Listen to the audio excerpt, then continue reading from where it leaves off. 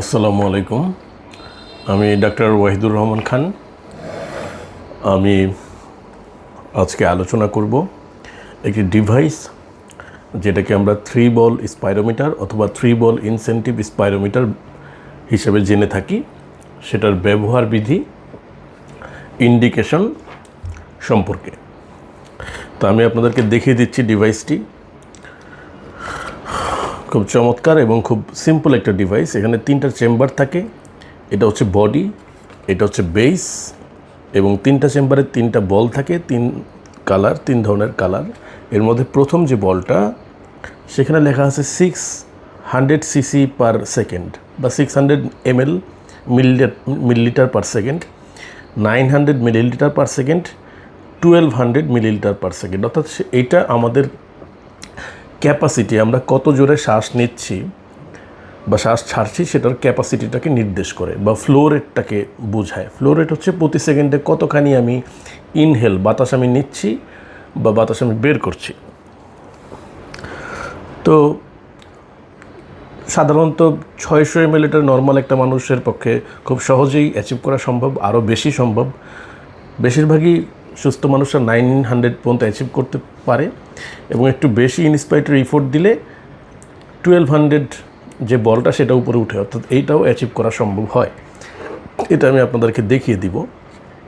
তো আরেকটা পার্ট আছে, সেটা হচ্ছে এই টিউব। এটার সাথে একটা ফিল্টার বা একটা জালক থাকে, আর এই পাশে আছে একটা মাউথপিস। এখানেও একটা জালি বা একটা ফিল্টারের মতো থাকে। এটা খুব সহজে কানেক্ট করা যায় এইভাবে। এই যে কানেক্টর। আগে আমি এটার ব্যবহার বিধিটা দেখিয়ে দিচ্ছি, পরবর্তীতে আমরা এটার ইন্ডিকেশন এবং কন্ট্রা ইন্ডিকেশন নিয়ে আলোচনা করব। তো প্রথমে আমরা মাউথপিসের মুখটা লাগাবো, সিল করব, এবং খুব জোরে বা খুব চেষ্টা করব যে 3টা বলই যাতে উঠে। ভালো একটা ইন্সপিরেটরি ইফোর্ট দেওয়ার আমরা চেষ্টা করব। আমি আপনাদেরকে দেখাচ্ছি। সিল করব যাতে কোনো বাতাস বাইরে বের না হয়।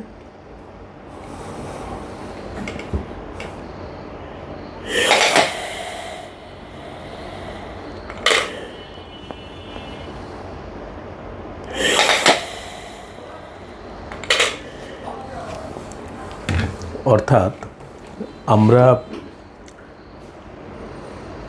জোরে বাতাস নিব, ফোর্সফুলি নিব, এবং 3টা বলকেই উঠানোর চেষ্টা করব, এবং 3 থেকে 5 সেকেন্ড ধরে রাখার ট্রাই করব। আপনারা দেখবেন যে উঠানোর পরে আমি 1-2 সেকেন্ড রাখার চেষ্টা করেছি। 3 থেকে 5 সেকেন্ড রাখতে পারলে ভালো। তো বেশিরভাগ ডিজিজ পারসন, যাদের ফুসফুসে বিভিন্ন সমস্যা রয়েছে বা সিওপিডি বা দীর্ঘমেয়াদী রোগ, সিওপিডি, ব্রঙ্কিয়াল অ্যাজমা, ব্রঙ্কিওলাইটিস অথবা ব্রঙ্কিএক্টাসিস, এসব রোগ আছে, তাদের কিন্তু রেসপিরেটরি মাসেল উইক হয়ে যায়, ইনস্পিরেটরি বা এক্সপিরেটরি ফুডগুলো কমে যায়। তারা কিন্তু আসলে এটা পারে না। তো তাদের ক্ষেত্রে এটা আমরা দেই লাং ফাংশনটাকে ইমপ্রুভ করার জন্য। আরেকটা মেথড হচ্ছে আমরা দুইটাই করব। এটা যেমন করলাম, আরেকটা হচ্ছে আমরা ফু দিব, অর্থাৎ এক্সপিরেশনের কেমন জোর আছে, আমাদের শ্বাসটা ছাড়তে পারছে কি না সেটাও আমরা দেখব। তাহলে সেটা আমরা একটু দেখি। আমরা মেশিনটাকে উল্টো করে দিলাম, তারপরে এখানে আমরা ফু দিব।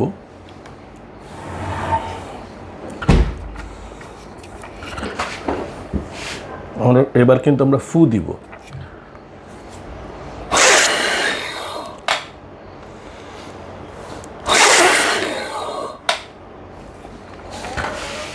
সুতরাং দুইভাবে করা যায়। একটা হচ্ছে এভাবে সোজা করে টান দেওয়া যায়, আবার উল্টা করে ফু দেওয়া যায়। তো দেখলেন আমি নিজেও 3টা বল ঠিক মতো আসলে ফু দিয়ে তুলতে পারলাম না। তো একজন হেলদি মানুষ এভাবে যত এক্সারসাইজ করবে, তার লাং ফাংশনটা তত বেশি ইমপ্রুভ হবে। তা আমরা আসলে কোথায় কোথায় এটা করি? একটা হচ্ছে আমরা ক্রনিক ডিজিজ যেমন সিওপিডি, অ্যাজমা, ব্রঙ্কিএক্টাসিস, এসবে রেসপিরেটরি মাসেল উইক হয়ে যায়, যেহেতু লাং হাইপার ইনফ্লেটেড থাকে, অর্থাৎ বাতাস যেতে যেতে ফুসফুসটা ইলাস্টিসিটি, রিকয়েল টেন্ডেন্সি এগুলো নষ্ট হয়। সাথে সাথে রেসপিরেটরি মাসেল উইক হতে থাকে, যেহেতু এটা মেকানিক্যাল একটা প্রেশার সবসময় এটার উপর থাকে, মাসেলগুলোও লুজ হতে থাকে, উইক হয়ে যায়। তো এই এক্সারসাইজ করলে আমাদের রেসপিরেটরি মাসেলগুলো শক্তিশালী হয় এবং আমাদের পারফরমেন্স ভালো হয়, অর্থাৎ লাং ফাংশনটা ইমপ্রুভ করে। এছাড়াও পোস্ট সার্জিক্যালি অপারেশনের পরে এটা আমরা খুব বেশি দিই। সাধারণত অ্যানেস্থেটিক যে অপারেশনগুলো আছে আমাদের আপার অ্যাবডোমেনে, অথবা থোরাসিক অপারেশন বা কার্ডিয়াক যে অপারেশনগুলো আছে, সেগুলোর পরে প্রায়ই দেখা যায় অ্যানেস্থেটিক বা ইমোবিলাইজেশন বিভিন্ন কারণে ফুসফুসের যে সিক্রেশনগুলো, এই সিক্রেশনগুলো বের হতে পারে না। যেহেতু মিউকোসিলিয়ারি যে স্কেলেটর সেটা অবশ হয়ে যায়, ফলে যেটা হয় সিক্রেশনগুলো অ্যালভিওলাসের ভিতরে জমতে থাকে এবং নিউমোনিয়া ডেভেলপ করে, সেখানে ইনফেকশন হয়, সেকেন্ডারি ইনফেকশন নিউমোনিয়া। অথবা যেটা হয় সেটা ছোটো ছোটো ব্রঙ্কিওলগুলোকে বন্ধ করে দেয়, সিক্রেশনগুলো একটা অবস্ট্রাকশন তৈরি হয় এবং অ্যালভিওলাসে বাতাস যাওয়া আসা করতে পারে না এবং অ্যালভিওলাসটা চুপসে যায়, কলাপস হয় বা অ্যাটেলেকটেসিস হয়। তাহলে সার্জারির পরে সেই অ্যাটেলেকটেসিস বা নিউমোনিয়া সেগুলোকে প্রিভেন্ট করার জন্য, মিউকাসটাকে ক্লিয়ার করার জন্য আমরা এটা ব্যবহার করে থাকি।